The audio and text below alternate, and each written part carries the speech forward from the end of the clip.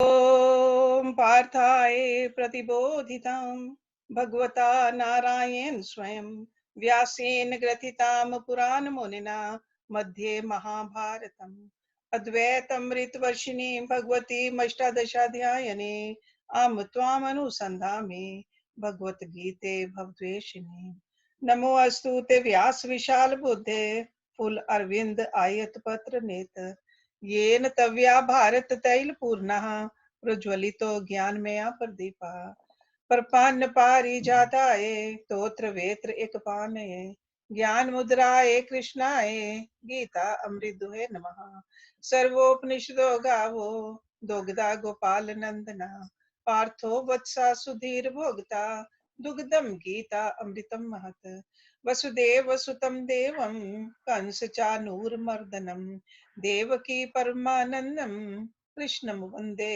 जगद्गुरुं भीष्म द्रोण तटा जयद्रथ जला गांधार नीलोत्पला शल्य ग्रहवती कृपेन वहने कर्णेन वेलाकुला अश्वत्थाम विकर्ण घोर मकरा दुर्योधन अवर्तने सोतीर्णा खलु पांडवै रन्नदी कवर्तका केशवा पाराशरे वत्सरोजमलं गीता अर्थगंधोटकम् नानाख्यानक केसरम हरि कथा संबोधन अबोधितम लोके सज्जन षटपदे रह पेपिये मानम मुदा भूयाद भारत पंकजम कलिमल प्रध्वंसी न श्रेयसे मूकं करोति वाचालं पंगुम लंघ्यते गिरं यत्कृपात् तमहं वन्दे परमानंद माधवम् यं ब्रह्म वरुण इंद्र रुद्र मरुतः स्तुन्वन्ति दिव्ये स्तवे वेदै साङ्ग पद क्रमोपनिषदे गायन्ति यम सामगा ध्यानवस्थि तद्गतेन मनसा पश्यन्ति यम योगिनो यस्य अन्तं न विदुसुर असुरगणा देवाय तस्मै नमः. Let's start our Gita studies. We are on chapter number 11, Virat Roop Darshan Yoga. We ended our class with the verse number 20, where Arjuna is describing what he is saying after he got the divine eyes from his Guru, Lord Krishna. He said, this space between the earth and the heavens and all the quarters is filled by you alone. Having seen this, your wonderful and terrible form, the three worlds are trembling with fear, O great-souled being. So it's wonderful also, it's terrible also. Wonderful, it's radiant, it's divine. He wanted to see this. Terrible, because he did not expect this. He did not imagine that this will be so big and so vast and everything he can see in it. So if you have any question, what we studied last week, you can ask. Otherwise, we'll start with verse number 21 today. Okay. Number 21. Amehi tvam sur sangha vishanti kechit bhita pranjalyaha grinanti swasti iti uktvaha maharishi siddha sangha stuvanti tvam stutibhi pushkalabhi. Ami means these. He means indeed or verily. Tvam means you. That means into you. Sura Sangha, hosts of Devas. Vishanti, enter. Kechit, some. Bhitaha, in fear. Pranjalyaha, with the joined palms like this. Okay. Grinantihi, that means extol. Or it's like a praise. When you praise somebody enthusiastically, it's called Grinanti. Swasti, may it be well. Iti means thus, Uktvaha, having said, Maharishi Siddha Sangha, bands of great rishis and siddhs. Stovanti, praise. Tvam means you. Stuti bhi, with hymns. Pushkala bhi, sublime.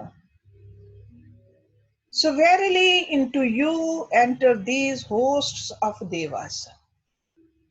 Some extol you in fear with the joined palms.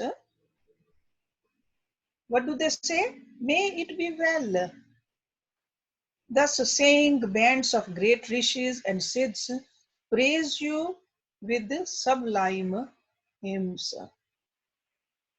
Okay? So all those siddh, munis, rishis, they see that form of his, but they say, may it be okay. Whatever God is doing, it's all right with us. Okay. So over here we are finding that Arjun is describing the movements and actions that he's observing in that cosmic form. That people are singing the hymns, they're also saying it's all okay, and they're praising God.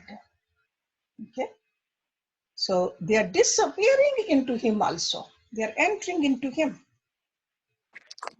So it's not just one or two. He's saying the bands of great rishis and the siddhs. And they are not at all perturbed.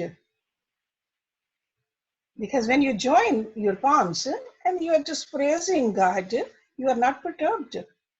They understand that there must be a reason. We don't understand what's happening, but there must be a reason. There's an inward peace arising from their own wisdom. Okay, that's why they are singing sublime hymns. So they are realizing in their wisdom that the face of the cosmos assumed this terrible ferocity for the reconstruction. So even though there's a destruction happening, but destruction has a purpose for the reconstruction, and because of their wisdom, they know it. Okay? And these wise people, they know that nothing is lost in such a program of construction and the destruction. There's a reason behind it. So that's why they're saying swasti.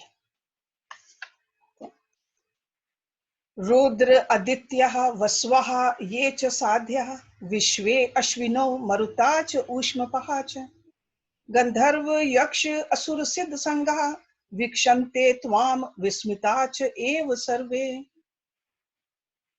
So from the previous chapter, you are familiar with all these terms. Rudra Aditya, Vaswa, the Vasus. Ye means those. Sadhya, the perfected. Vishwe, the Vishwadeva. Ashvino, those two Ashwin Kumars. Maruta, the Maruts. Ushmapa, the Pitris, the ancestors. Gandharva, Yaksha, Asura, Siddha, Sangha. So hosts of Gandharvas, Yaksha, Asura, Siddhs, Vikshante, are looking at. Tvam means you. Vismataha, astonished.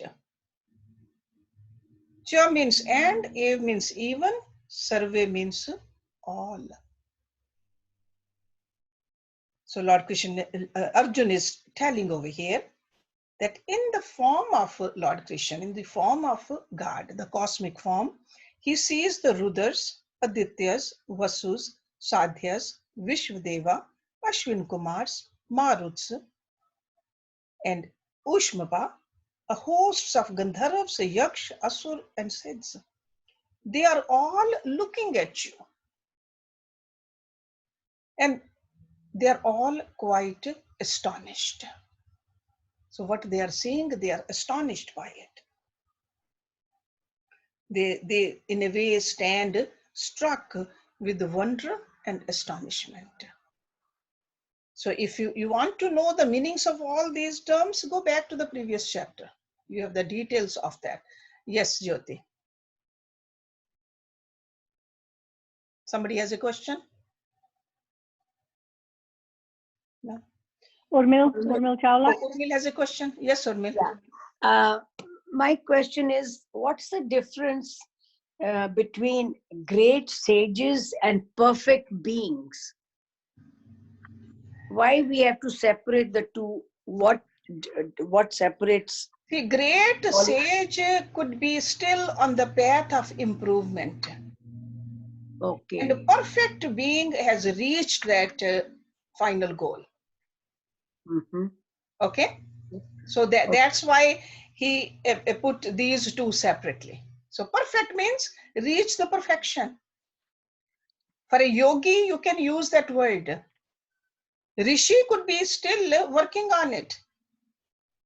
I see. Like in Ramayana, we study that Rishi Vishwamitra. He was a Rishi. Did not reach to that perfection yet. Yes. That's why often we read in the scriptures that certain people, they slip down. Okay. For a Rishi or a great person, that slip can happen. But the perfect one, what are the examples of some of the perfect ones? Perfect is the avatars are the perfect. Okay. Okay. They have reached. Okay. Yeah. Yes, Raj. Unmute. Jyoti, you can unmute, Raj. I just joined, sorry. I was wondering, what shlok number are you at? 22. 22. Chapter number 11. 21. This is 22. The one we are doing, that's 22. Okay. Rudra Aditya Vaswaha Yacha Sadhya. So that's a 22. Okay. Hershey, Jonathan wants to know if the perfect beings can also slip, or is it when you reach? When you have reached the perfection, when they are called perfect being, then you don't. So once you've reached that state, you don't want to ever come back. You don't want to come back. Even if you come back, you'll come back as a perfect. Okay, that's why I said those are the avatars, the God incarnates. From our level, when we judge them, we look at them with our eyes, with our understanding, and we think they have slipped, but no, they don't slip. Avatars don't make a mistake. There is a purpose for them. Even if from our point of view, we think they have done something wrong. They don't do anything wrong.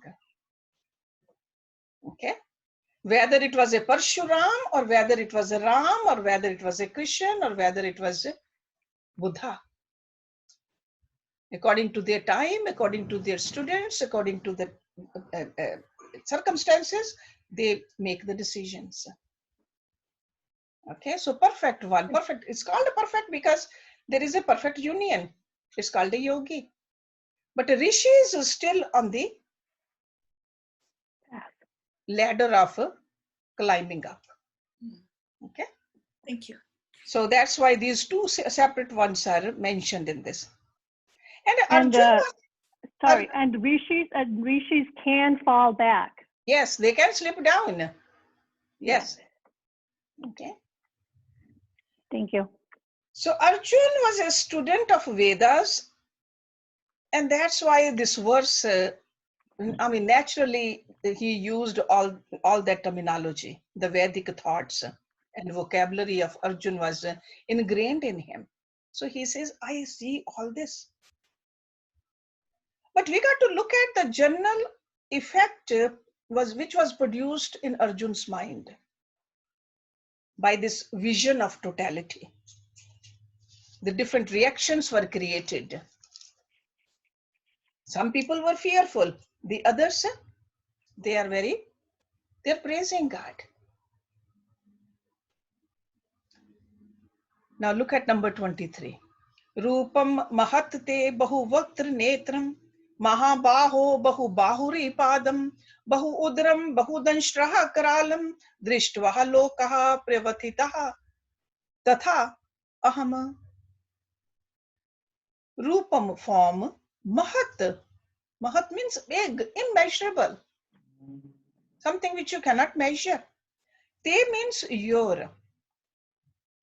Bahu vaktra netram, with many mouths and eyes. See, vaktra means a mouth, netra means eyes. Mahabaho, oh mighty armed. So this he's using it for Lord Krishna. See, Lord Krishna has used this Mahabaho for Arjuna also, and Arjuna is using the same kind of a term for Lord Krishna also. Mighty armed. Bahu Bahuru Padam, with many arms, thighs, and feet. See, Bahu means the arm, Bahuru means thighs. Bahu Udram, with many stomachs. Bahu Danshraha Karalam, fearsome with many tusks. Drishtva, having seen. Lokaha, the worlds. Pravyatitaha, terrified. Tatha means also. Aham is I. Having seen your immeasurable form, with many mouths and eyes, O mighty armed, with many arms, thighs, and feet, with many stomachs and fearsome with many tusks, the worlds are terrified. Then he adds there, he says, so am I too. So he can see the other people's mind, and then he describes his own mental condition also. This is by looking at it, I am terrified too, and so are they. Why? Nabhas prisham deeptam anek varnam vyataha nanam deepta vishal netram drishtva hitvam pravyathit antaratmaha dhritim na vindami shamam cha vishnu. Nabha saprisham, touching the sky. Deeptam, flaming. Anek varnam, in many colors. Vyapta nanam, with mouths wide open. Deept vishal netram, with large fiery eyes. Drishtva, having seen. He means verily. Tvam, you.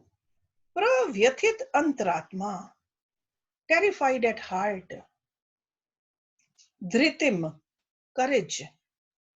Na means not. Vindami, I find. Shamam, peace. Cha means and. Vishnu, oh Vishnu. So now he realizes that this is a form of a Vishnu. He says, on seeing you, with your form touching the sky, it is so big, flaming in many colors, with mouths wide open, with large fiery eyes. I am terrified at heart.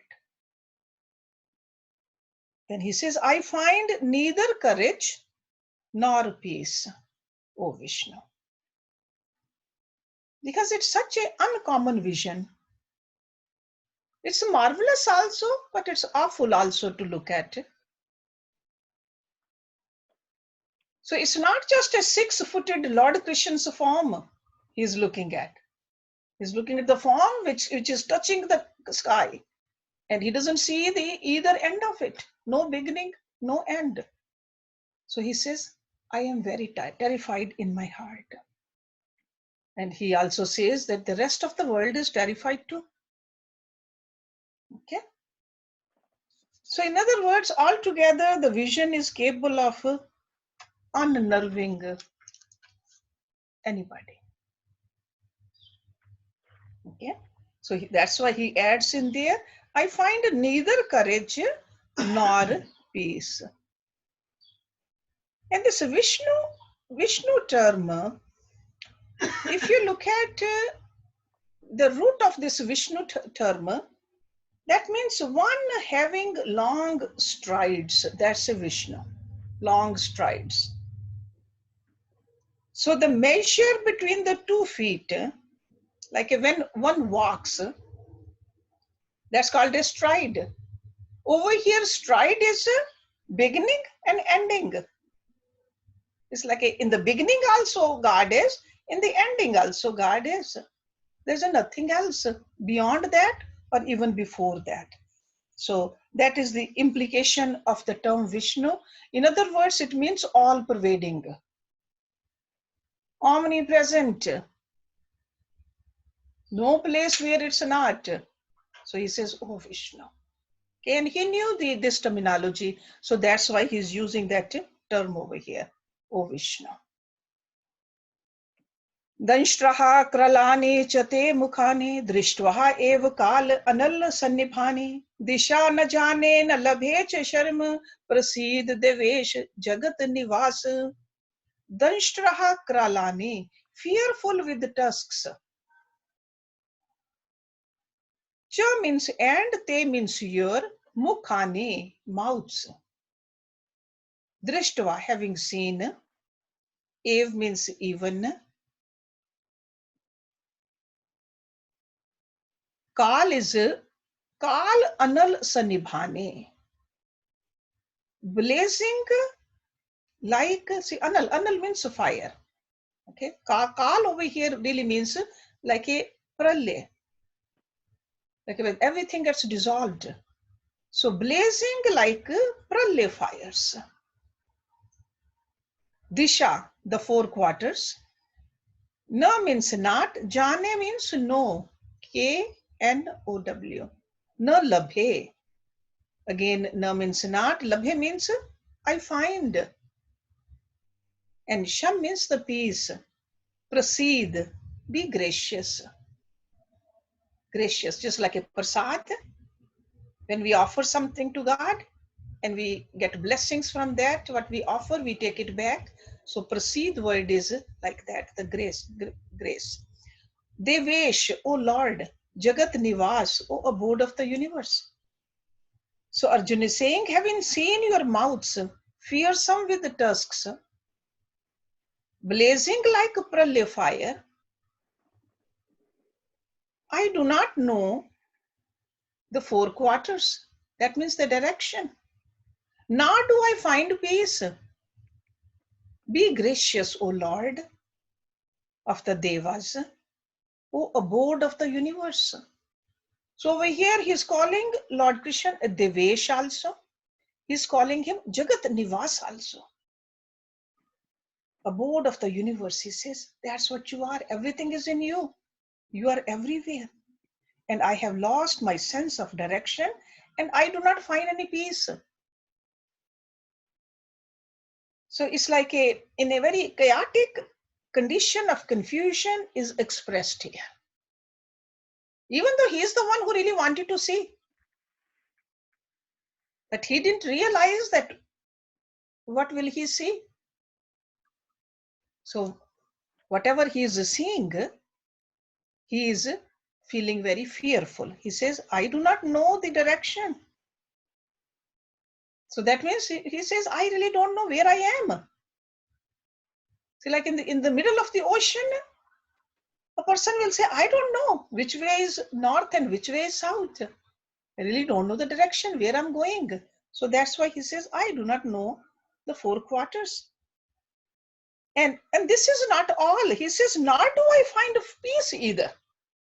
See, sometimes if you don't know the direction which way you are going, but you are peaceful. So he says, I do not find peace by looking at this form of yours. So in other words, his physical might, because he was a very powerful, strong person, but his physical might, his mental capacity, his intellectual subtleties, they are in their aggregate, they were not working. Because generally these are the vehicles which we use to make decisions. So he says, I have lost it all. All my vehicles, they seem very unimportant to me. because they are not functioning properly. And that's how his own little ego that dropped down. It's vanity also. That's why he is begging. He's begging that I really do not know. I'm standing naked over here, and he's meekly surrendering to God. He says, I don't know. He says, be gracious, O Lord. You are the abode of the universe. I surrender to thee. And we'll see that later on. Lord Krishna will tell him why he is showing this to him. It's not that he wanted Arjun to become fearful. This particular section, starting from verse number 21, is mainly reassuring Arjun of the success which is to come. Okay, because in the beginning also Arjun saw that vast army of Kauravas. He got shaken up. So right now Lord Krishna is showing him what's going to happen in the future also. So he says, Ami cha tvam dhritarashtrasya putraha sarve sah ev avnipal sange bhishmaha drona sut putra tatha asau sah asamdiye api yodh bhukyai. Ami means these. Cha means and, tvam means you. Dhritarashtrasya, of Dhritarashtra. And if you remember, Dhritarashtra is the father of, the blind father of those Kauravas. Putraha, sons. Sarve means all. Sah means with. Ev means even. Av Nepal Sangeh, hosts of kings of the earth. Bhishma, Drona. Bhishma is Bhishma Pitamaha, the grandfather of these Kauravas and Pandavas.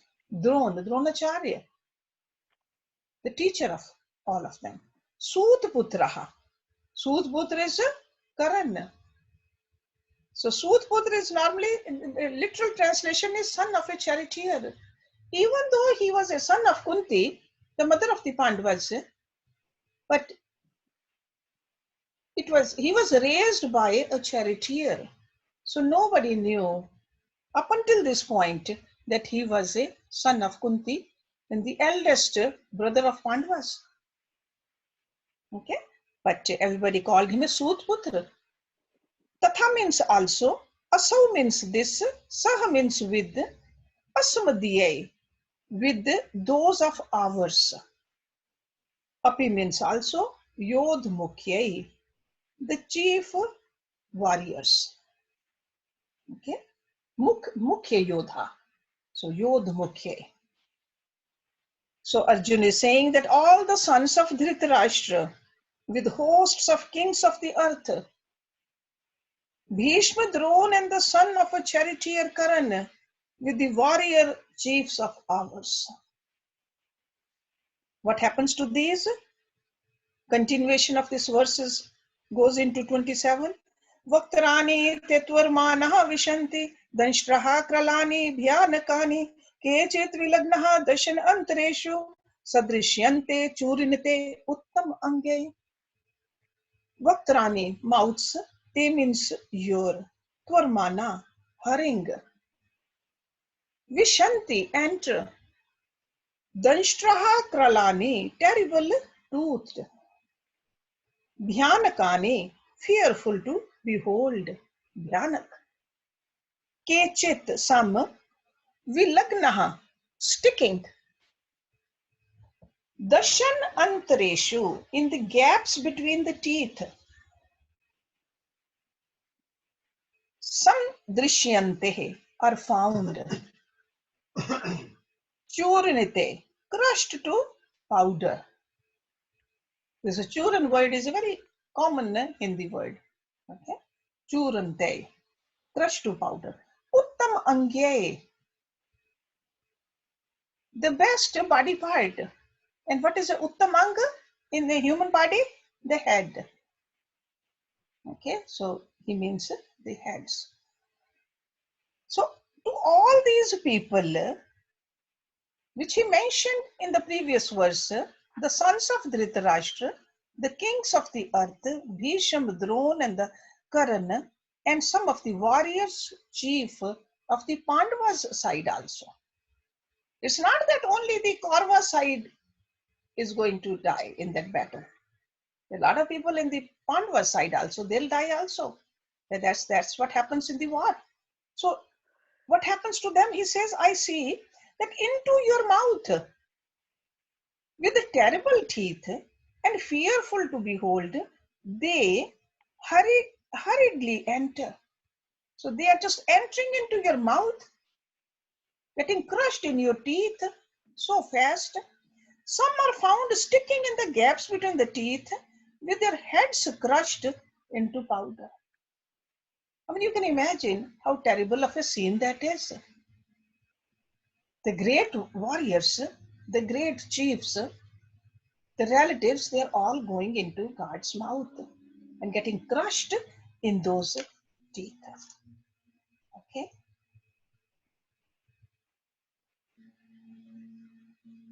So Arjun's words are very significant. He does not see the universal form itself devouring the names and forms, but he observed that all names and forms enter into with a haste into his mouth. It's just like hurriedly they are going.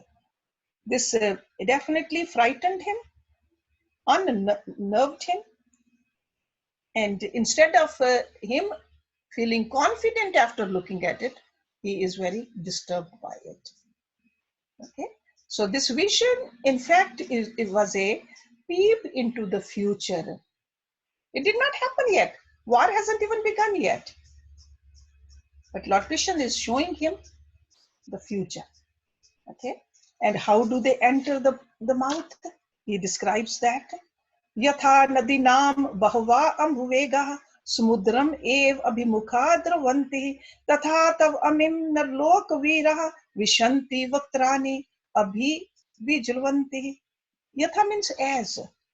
So now he is giving us an analogy, how he sees that all the people are entering into cosmic form. Nadi Nam of rivers, Bahava, many, Ambu Vega, with water current. Samudram, to the ocean. Ev means verily, Abhimukha, towards Dravantihi, flow. Tatha so, Tav means your, Amidis, Nar Lok Viraha, heroes in the world of men. Because these are all heroes, great warriors, great leaders. Vishanti, enter. Vaktrani, mouths. Abhi, vigilanti, flaming. Verily, as many torrents of rivers flow towards the ocean, so these heroes in the world of men enter your flaming mouths. So it's just like hurriedly they are going. There's no resistance.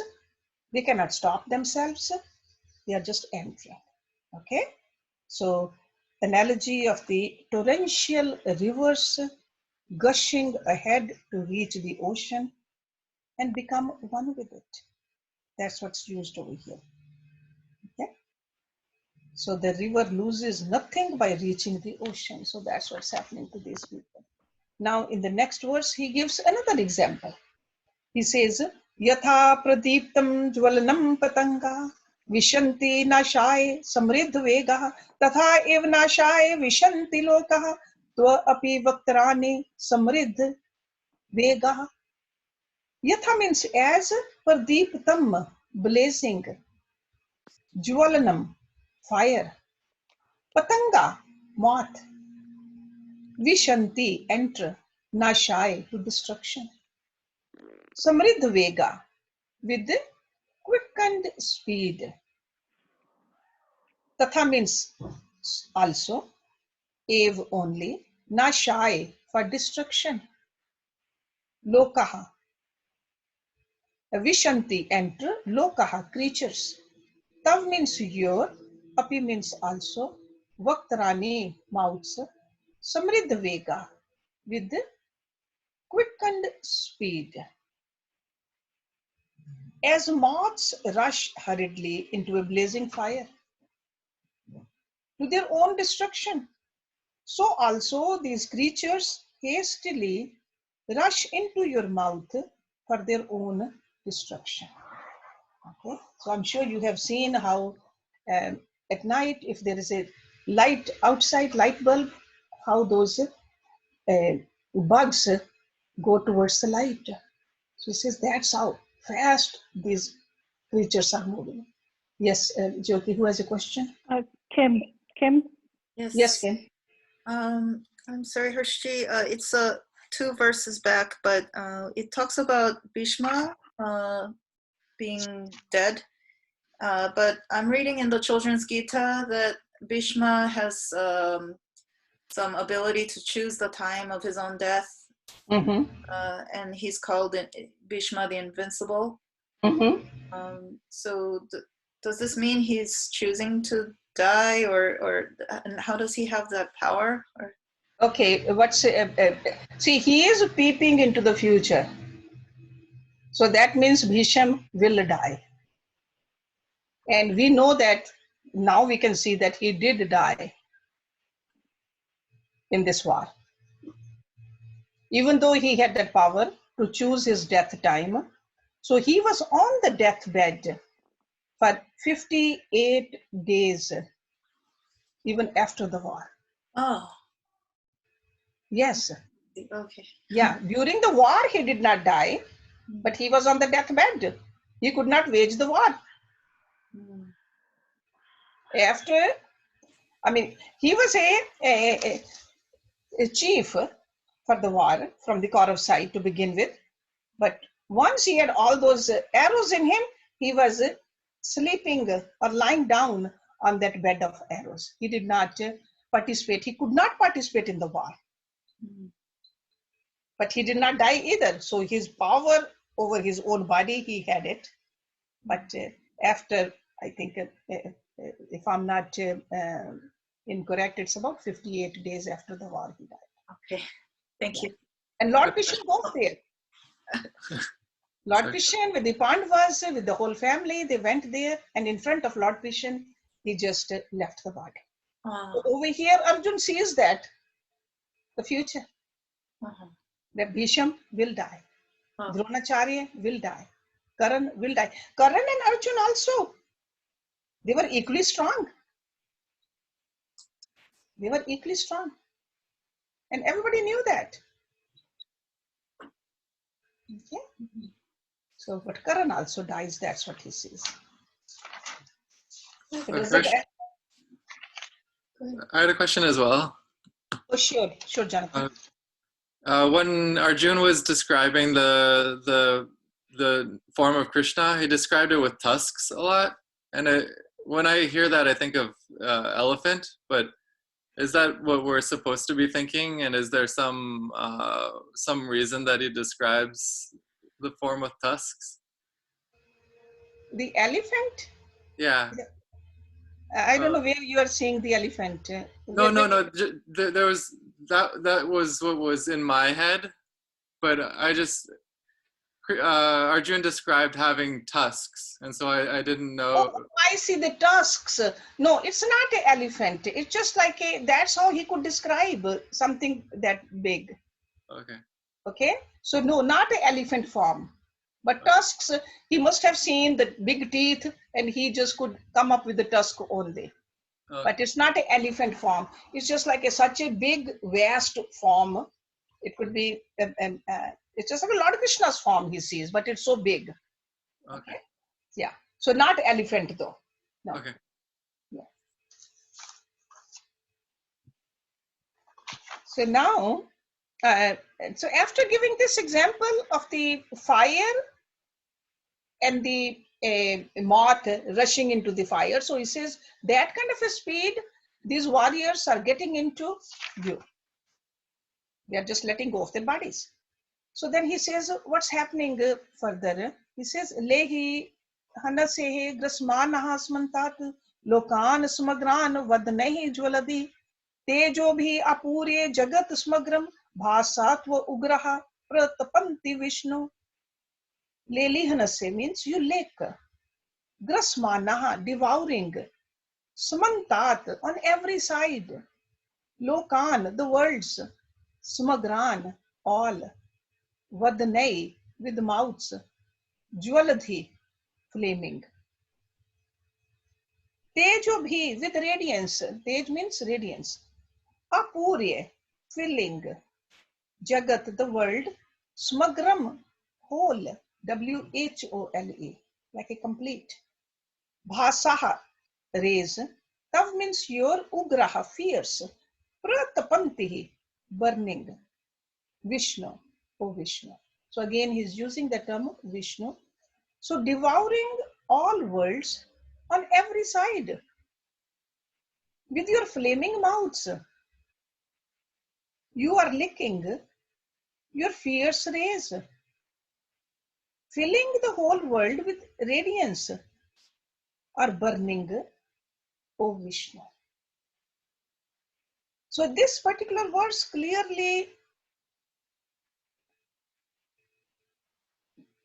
brings forth the implication underlying the concept of the Trinity.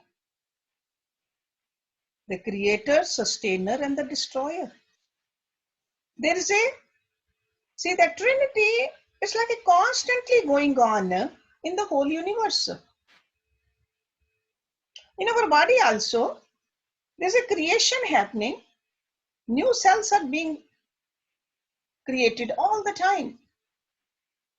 And the old ones are dying. And some of them are being sustained. So there's a creation, sustenance, and the destruction going on simultaneously. So destruction is a part of the creation. And that's what Arjun is saying over here. So the process of destruction is not a total annihilation, but only it's a change from one form to another. So destruction ends up into the new creation.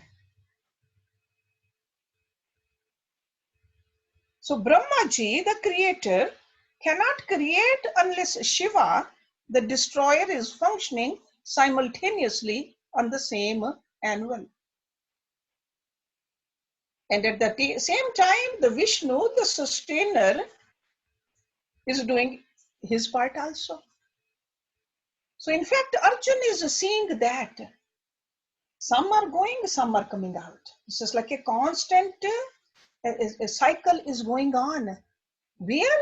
In the body of this cosmic form, this universal form, which is called a Virat Rupa. But it's very fearsome for him to see. So, and he says, you are fearsome in the next verse also. He says, Akhyahi meka bhavan ugra rupa nama astu te dev var prasid vigyatum ichami bhavantam adhyam nahi prajanami tva pravritanu. Akhyahi, tell. Because on his own, he really cannot understand what this is. So he says, tell. Me means me. Ka means who. Bhavan, you. Ugra Rupa, fierce in form. Namaha, salutations. Astu, be. Te means to you. Dev, var. O God. O Supreme. Proceed means have mercy. So he's praying to Lord Krishna right now. Vigyatum, to know. Ichhami, I wish. Bhavantam, your. Adhyam, the original being. Na means not, he means indeed. Prajanami, I know. Tav means your. Pravritim, purpose. Or you're doing. He says, tell me who you are. So fierce in form. Then at the same time, he says, salutations to you, O God Supreme. Have mercy on me. I desire to know you, the original being. You are the first, I know that. You are the creator. I do not know your purpose though. So in other words, he is surrendering.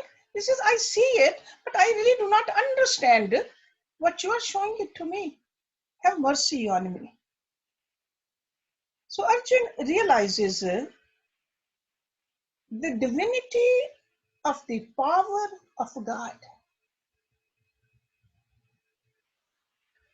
He was very intellectual, but over here, he is looking at something beyond his capacity.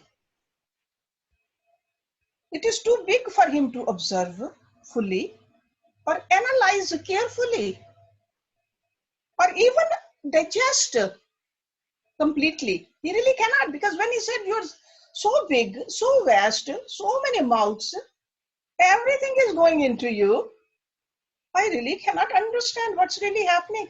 Have mercy on me. Tell me who you are. Only thing at this point is he can surrender to him. Something really big is in front of you. The wisdom says surrender. By surrendering, you'll be able to understand or protect yourself also.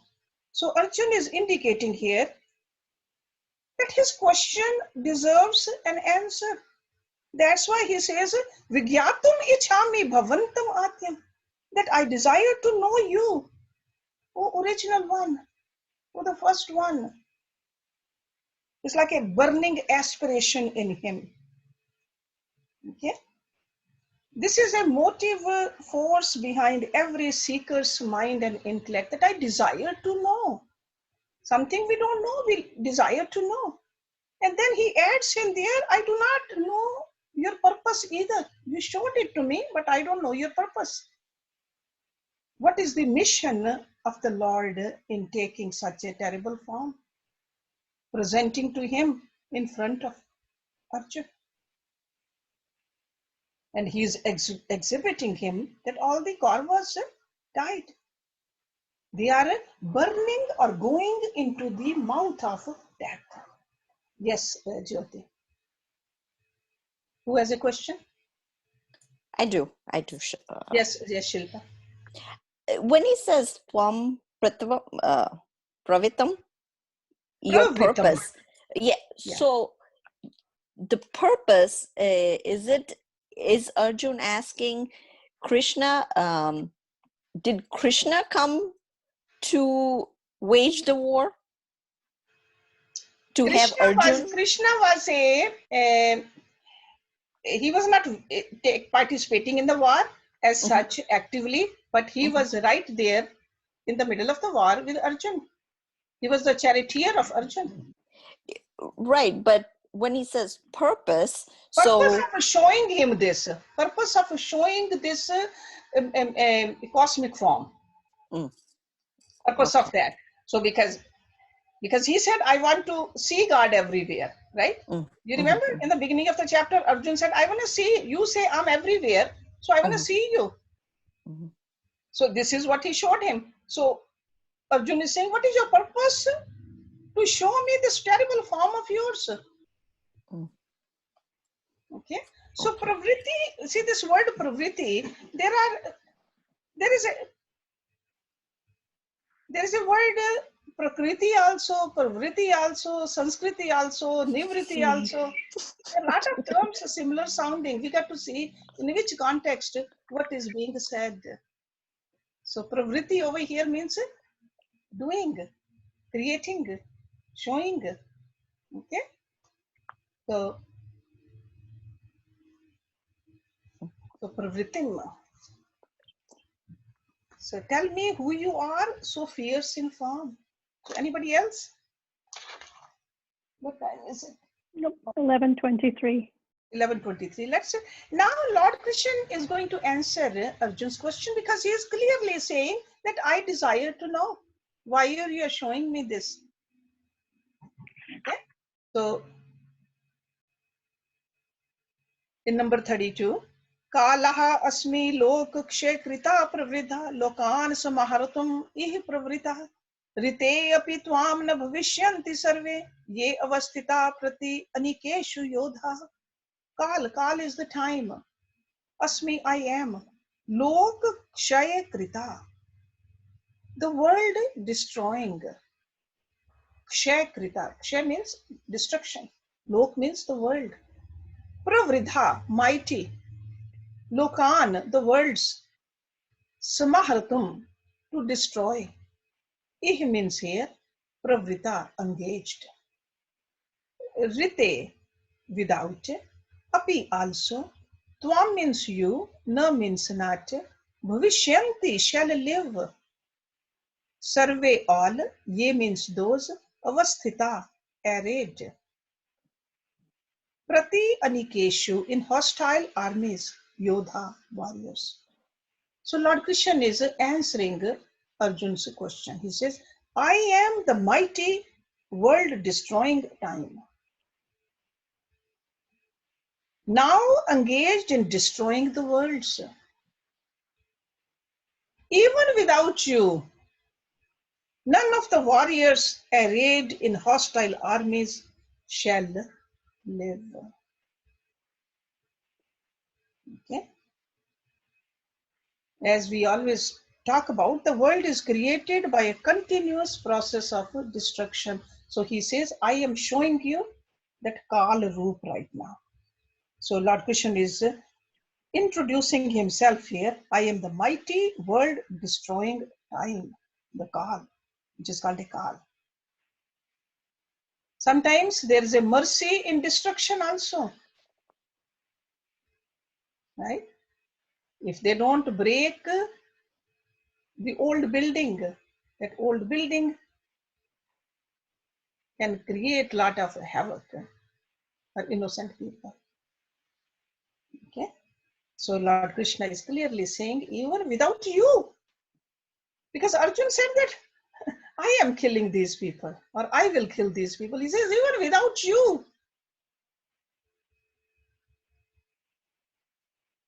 none of the warriors standing over here shall survive the war of the eminent cultural upheaval. That's what he's telling him. So in the context of Mahabharata story, it almost amounts to saying that the Kaurav forces have all been killed already by time, according to their karmas.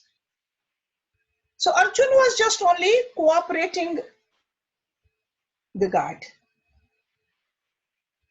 Okay, so they already been killed because of their karmas.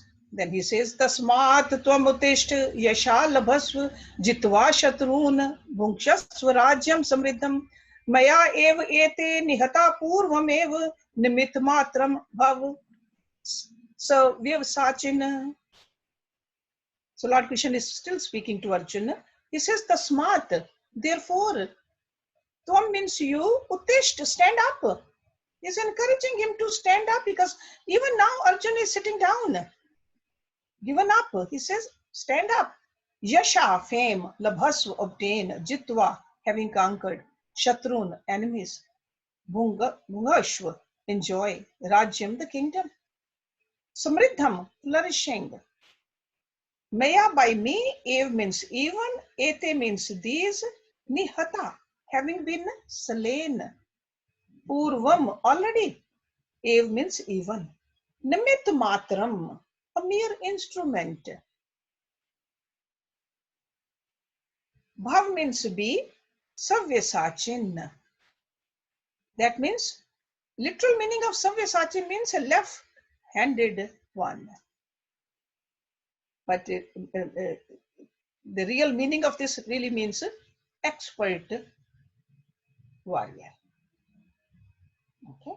See, when we become expert in doing something, don't we say that I can do it with my left hand? It's so easy for me. So Lord Krishna is calling Arjuna that you are an expert warrior. So he says, therefore, stand up and obtain fame. Conquer the enemies and enjoy the flourishing kingdom. Because that was a flourishing kingdom of that time. That's why so many kings, they were on the side of Kauravas. It was a flourishing kingdom. Verily, by myself, they have already been slain. You be a mere instrument who left-handed archer. So he says, I have shown you the future. I have shown you so that you are more confident. You don't just act like a weak warrior. Stand up, do your duty. You will win. Then he says, Dronam cha bhisham cha jadratham cha karnam tatha anyan api yodh viran maya hatan tum jahima vyathishta yudhasva jetasi rane sapatnan. Again, Dron, Bhishma, we know these words now. Jadrath. Who was Jadrath? Do you know? Jadrath was a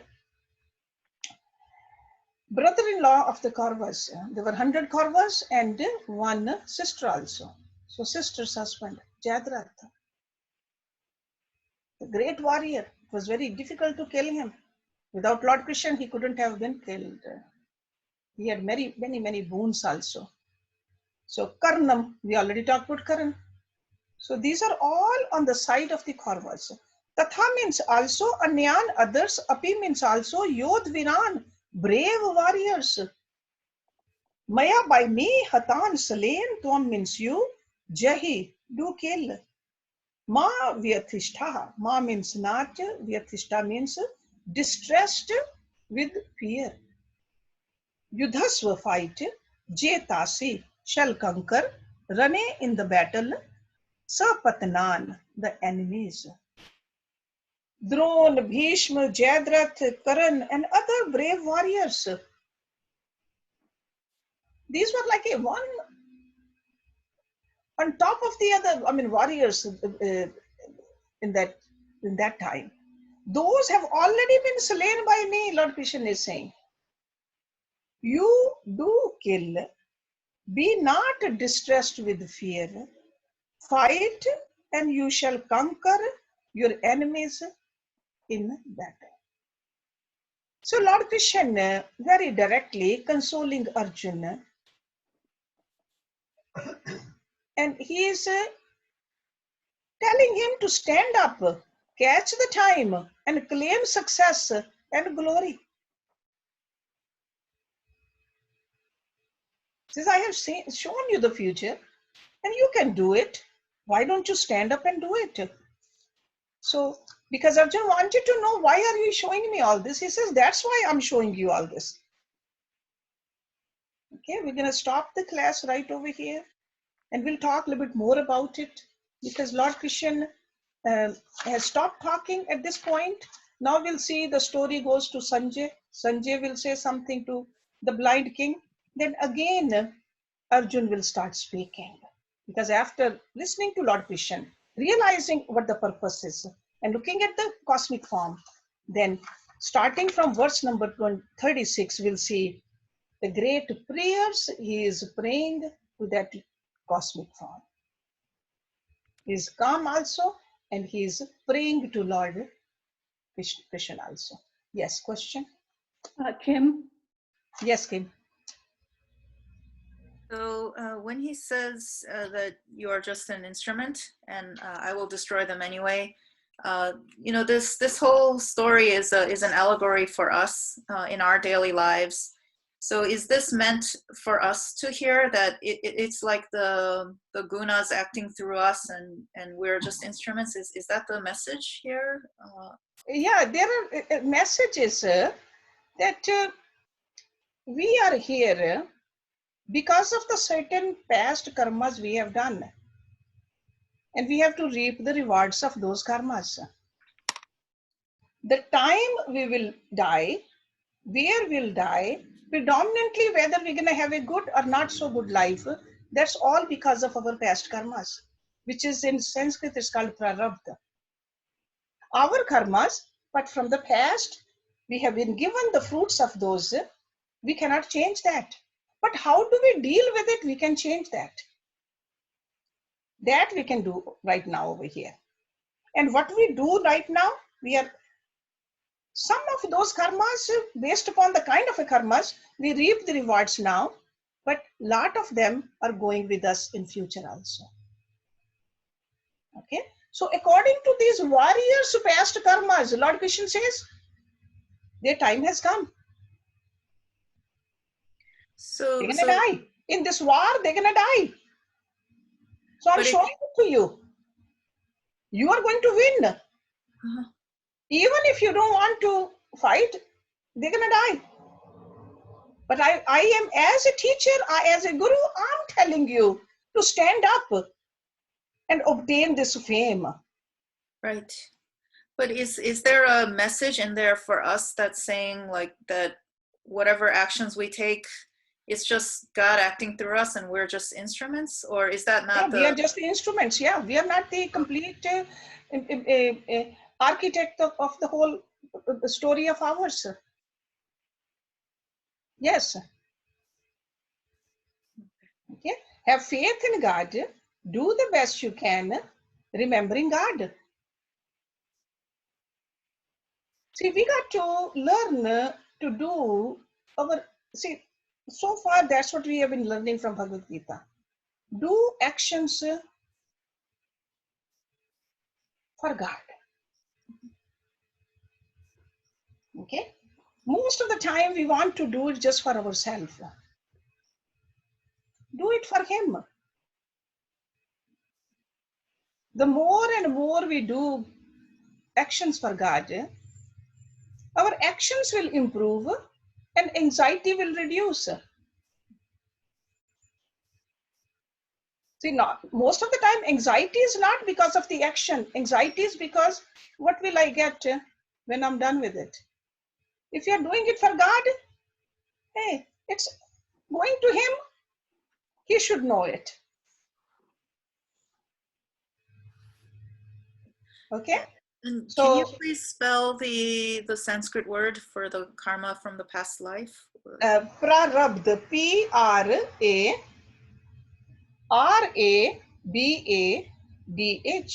prarabdha. See, when we do the karma, those are like a current karmas.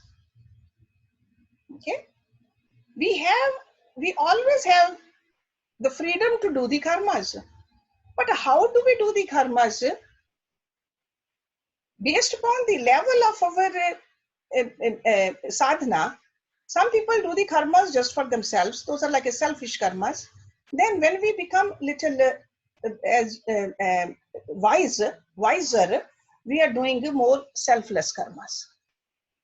Okay, more selfless karmas we do, the less we are putting it into that bucket of sanchit karma. That's like a storehouse of the karmas. It's almost if I have a field over there and I grow some crop like a corn, and it's up to me whether I want to give away that corn or I want to just store it for myself. So that's how the karmas goes to. More and more selfless karmas, less baggage we have. But in the past, whatever we have been carrying, we have brought some in this lifetime. Where we were born, predominantly what kind of a life we have had, it is based upon our prarabdha karmas. It's not that God just chose to give somebody a very successful life and a healthy body and a peaceful mind and the other person not so. It's our own doing. So that's why it's fruitless to blame God for our life. Only thing we can do is thank God. Thank God for giving us so much and showing us this light also. But whatever we are, it's because of our own karmas. Okay? So, anybody else? Any question? I would like to ask a question. Yes, Prem. What is the process when we do actions for God? How do we really pray to God and say, this is for you? I don't care what the outcome is. Just like that, or another way? Okay. It's not that we should say, I don't care for Okay. the outcome. We should definitely do it skillfully. Yes, Okay. So we do put 100% into it. absolutely. Yeah. And it's like do it lovingly, do it skillfully. And it's not just, most of the time we think when we are doing it action for God, we got to just work for the church or the temple only. No. That really means that whatever you do, you just look at it, is my action pure or not? Mm-hmm. Because for God, God is the highest. We'll try to do more and more sattvic karam also. And less selfishness. Whatever we get from it, it should be like a prashad for us. See, like when we make something food for the puja, what do? We offer it to God. And then from that offering, we take a little bit. And we share it with others also. The same kind of attitude we should have in our other actions too. So Then it's a way of life, actually. It's not like each action or anything. It's kind of a way of life. yeah, but first we got to focus on certain actions. Then it becomes a way of life. This is a way of life for a saintly person. But for us to become a saint, we got to focus and consciously do our actions like this. Okay? One action at a time. And any action you do, like even if you go for a walk, why are you walking? Keep that in mind. What is the motive behind walking? What is the motive behind eating? What is the motive behind doing exercise? What is the motive behind when you help somebody or teach somebody? What is the motive?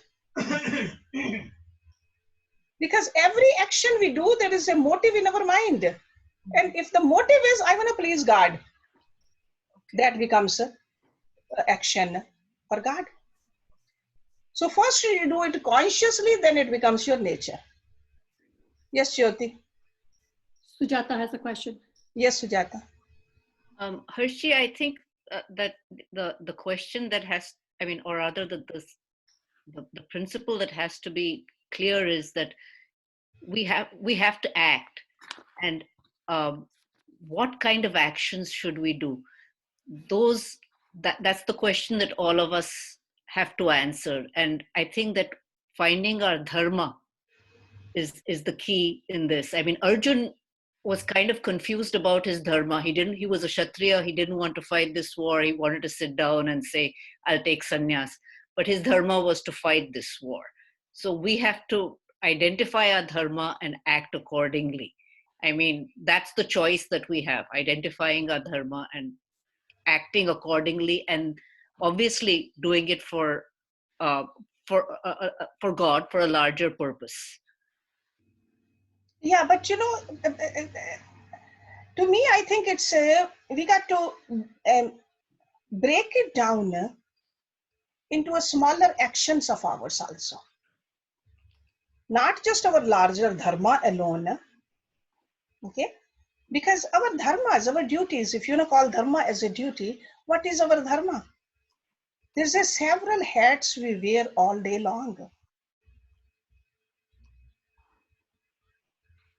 See, to understand dharma is not that easy either. No. For Arjun also, being a great warrior, great leader, great person, he couldn't even understand his dharmas. Okay? So no matter what we are doing, it could be from eating to sleeping to walking to helping to reading, everything. Just remember God at that time, doing it for Him. Take your own selfishness out of it. Because there's always the back of our mind, we have been trained, what's in it for me? Get that out. We're at Becomes 11:44. very clear then. Do it for God. I want to just please only God. Because sometimes we can do dharma also to please ourselves. No, I agree. I mean, but some people are ignorant of their dharma. I mean, their daily dharma. I mean, like we have this daily dharma, and then Yeah, then they haven't even, they're not walking on this path. But you Right. guys are, this class, if you have come all the way to this chapter, you know what your dharma is. Right? So now he's teaching us, do the dharmas with what kind of a motive? Do it for God. Because that's what bhakti is. We are in the, towards the end of the bhakti yoga. See, next chapter is a bhakti yoga chapter. To do your duty, that was the first 6 chapters, the karmas, the karam yoga. Now it's a bhakti yoga. So over here, the main focus is God, God, God.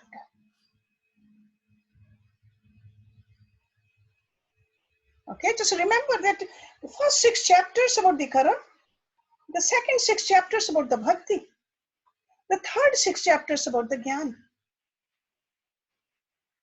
Just remember that. Over here, that's why Lord Krishna keeps telling him that I have shown you all. Do what you're supposed to do, but do it for me. And to be a Bhagat, that's what, and there are so many other stories we go through with the help of different books, different great Bhagats also. That just keep on doing your duties, but for God though. Okay? So we can talk more about it next time. We'll start from here, but I think it's time now. So let's I have a question. do a little chanting. Pankaj, you have a question? Yes. thank you. Okay, Pankaj, sure.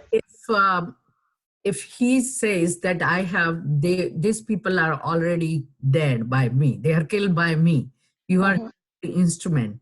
So now that we have pandemic and 100,000 people die, we say they were already dead, whether we did something or didn't do something. It was their time. Death cannot happen without without God's permission, in other words. Okay? So now we take all precautions and do all this, doesn't matter. 100,000 people are dead and maybe more 100,000. But that's also our duty to take precaution.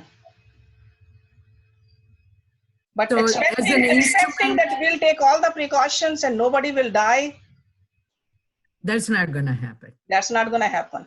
We got to do our part and leave rest to God.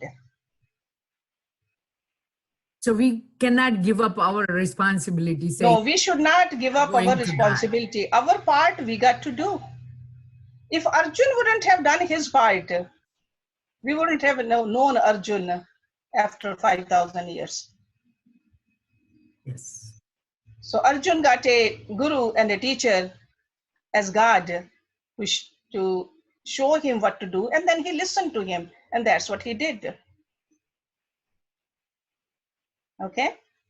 So death, ultimate death and the birth is not in our hands. Yes. That's in God's hands. Okay, but we got to do our part though, definitely. We should not be careless. We should not just wash our hands that, yeah, I'm going to die anyway. Oh. There are people even in the middle of the calamities, they come out of it too. And some people sitting at home doing nothing and they die. Okay, so death is always ultimately, death and birth, they are certain and they are in God's hands. Okay, so that's why don't worry about death. Don't worry. Do what you are supposed to do while you are in this beautiful human body. Okay, that's what we learn.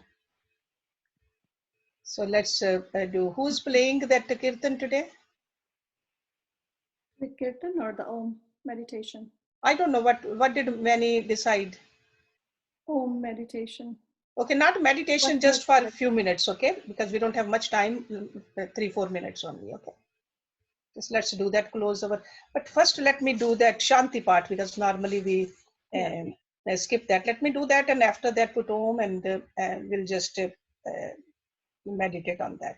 Okay. Om Purnamada Purnamidam Purnat Purnamudachyate Purnasya Purnamadaya Purnameva Vishishyate. Om Shanti Shanti Shanti Om.